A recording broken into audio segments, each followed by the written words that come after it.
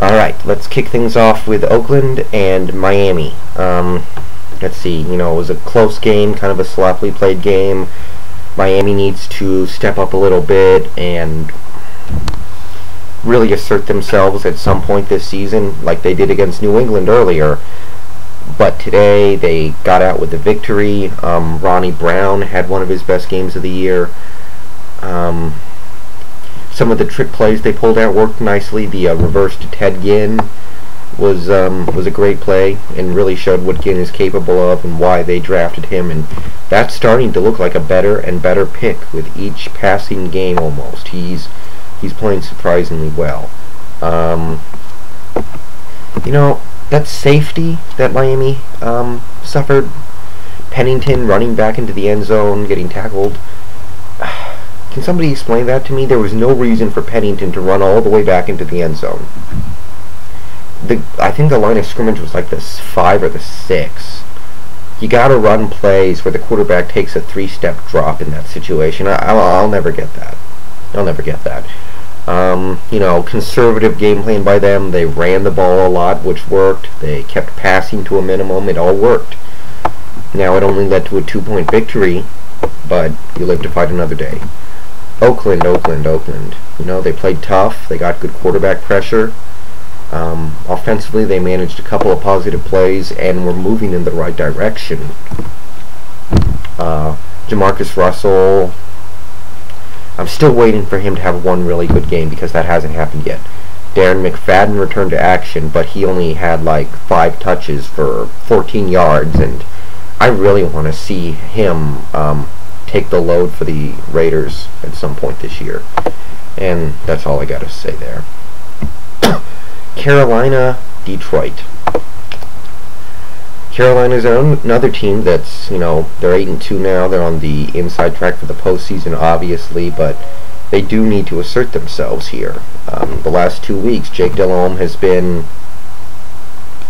I don't know. I've never been the biggest fan of Jake Delhomme, and the last 2 weeks, he's looked really bad, and I've always viewed Jake Delhomme as a capable starter, a passable starter, but not awful or anything, not like this. That being said, the Panthers really did tap into their running game today. In this game, they had 29 carries between Stewart and Williams, which is exactly what you're looking for. 250 yards and 3 touchdowns, numerous huge plays. This is exactly what I want to see out of this Carolina offense. Exactly what they should be doing, pounding it with Stewart and Williams. If Steve Smith's stats suffer, so be it.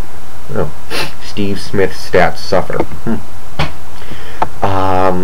Peppers. Over the last 2 weeks, he's played some bad opponents, but he has 5 sacks over the past 2 weeks. That's pretty good. The Panthers' defense are forcing turnovers, getting pressure, doing a little bit of everything. It's working well for them. And Detroit, 0-10 Detroit. What are you going to say? They fought valiantly. Kevin Smith played out of his mind. And he's on one of my fantasy teams, so I appreciate that. I'm 9-2 in both my leagues, by the way. 9-2. Going well. Culpepper was a little shaky. He made a couple of nice plays, couple of bad ones.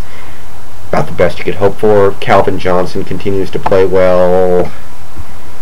And is it just me, or is there nobody good on that defense? I can't think of anybody. I know who Ernie Sims and Corey Redding are, but they're not very good. I feel like every team in the league should have at least one good defensive player. I just can't think of them right now for Detroit. Wow. Packers, Bears. This, I'm not I don't know. I was shocked. really shocked this game. Obviously I picked Chicago, and I saw a competitive game on the horizon. And where do you start? Obviously Kyle Orton was completely ineffective, completed half his passes, 133 yards. Rex Grossman actually came in at the end, and he wasn't much better. They actually wasted a 100-yard effort total by Matt Forte. Matt Forte had a solid game, and you would think that when Matt Forte is playing well, the Bears should be capable of good things on offense, so there's no excuse there.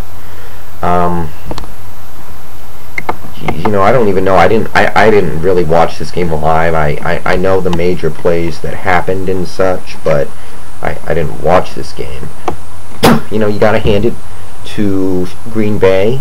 Their coaches attacked the Bears defense perfectly. The Bears defense is loaded with secondary injuries right now. They're missing a bunch of corners and safety, so they're very, very depleted back there. So they respond by throwing short to medium passes to attack that weakness. And then when the linebackers have to compensate for that, you can run the ball on them. And Ryan Grant had a huge game. Rodgers was very good outside of the one throw to Urlacher. He was just about perfect. Whole bunch of different receivers stepping up and having good games. The defense forced a big play at the end to ice it. Everything worked for Green Bay, and I don't know what to expect out of that division. I give up on the NFC North. I have no clue. Alright, Saints, Chiefs. Breeze could not keep up his torrid pace, but he's still well within range of the Marinos record, so we'll continue to watch that. And they're getting Reggie Bush back anytime. Not too late for a playoff push. Not at all.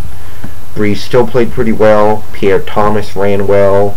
Deuce, he didn't play too well, but he got me a cheap touchdown, and I had to start him in fantasy because I wanted to bench Portis, and that worked out okay for me, so thank you.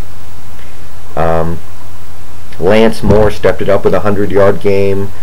Colston is still not himself, and I don't know what it is. Shockey is not who they hoped he would be from that trade with the Giants yet, so random people have to step it up like that. Let's see, what else? Saints defense got good pressure, forced a key turnover, and the Chiefs were in this game, and for a while I thought that the Chiefs might pull this off, because I did kind of sort of think that maybe they could do this, but they put the game away before Kansas City had a chance. Okay, flip side, Thigpen continues to play well. Some of the young players that Kansas City has continued to impress. Like Thigpen. Larry Johnson had an okay game coming back from the suspension. Dwayne Bowe continues to have big games. Tony Gonzalez continues to be a featured part of the defense. It's an awful team. Chiefs are a pretty awful team this year. They can't win the close games, and they get blown out frequently, but you gotta appreciate some of the things going on there. Giants, Ravens. It's official. Giants can run on anybody. They just went up against the best run defense in the league and ran all over them. That's really all we need to know. So for the rest of the year, when you're playing the Giants, okay, we cannot stop the run. We need to beat them in spite of them running all over us. And that is such a huge weapon to have for the Giants. To go into every game pretty much knowing you're going to run all over the opposition. That's you can't even quantify that in words. So huge. This game, let's see. Eli was alright. I don't want to say he played too well or anything, but he didn't blow the game for them, and he did some good things. Bradshaw, it was his turn to step up. He had that huge 77-yard run. Jacobs controlled the show early. You had a little bit of Derek Ward. Everybody playing well. They continue to thrive without using Plexico Burress very much. Defensively, Aaron Ross, second-year guy, and he continues to make the occasional play that makes you remember, oh yeah, he's here. There was good quarterback pressure. They brought everything against Baltimore and really took care of business. Baltimore, Flacco showed why he's a rookie. I still like him and think he's having a pretty good season, but that's why he's a rookie. Sometimes that stuff's going to happen. Baltimore could not run the ball at all. Only offensive player of note was Derek Mason, who had a 7-catch, 82-yard effort. What else? Stover missed a field goal that I think it got blocked, actually. That was a bit of a buzzkill. Ray Lewis had a big game. He had 10 tackles and a red zone interception of Eli. So Ray Lewis had a big game in the loss, but Baltimore is still in this. They just gotta find a way to beat Pittsburgh at the end of this year, and they'll probably be in.